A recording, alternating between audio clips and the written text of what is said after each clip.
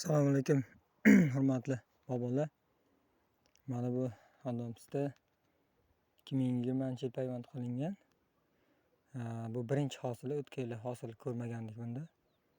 Mana shu birinchi hosili juda ham ko'p hosil bergan. Bu kosacha shaklida shakl berilgan. Mana lideri kesilgan ekan. Hosili juda ham ko'p. Birinchi yilga juda ham yaxshi natijada. Hosillari yaxshi. Mana bu hozir ko'rinib turgan kurtaklar hammasi hosil kurtaklar. Mana bular, mana pastlarda.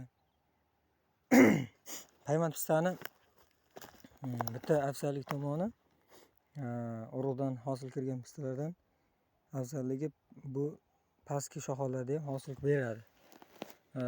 Urug'dan hosil kirganlar mana bu kundaga yaqin joyda hosil bermaydi-da, asosan tepa qismida hosil beradi. Tepa qismida ham yaxshi hosil beradi, lekin bu hamma joyda hosil ko'p beradi. Mana hozir ahamiyat qilamiz, mana kundan oldida manaki ikkita hosil kurtak. Bu yerda bitta bor mana, mana bu yerda ham 4-5 ta hosil kurtak bor. Agar mana shu kundan atrofida yana novda berilayotgan bo'lsa, ulardan ham hosil beradi. Biz faqat mana o'rtani tozalash uchun o'rtadagi ortiqcha novdalarni kesib tashladik. Shakl berildi. Mana bular barisi hosil kurtaklar. Xudo xohlasa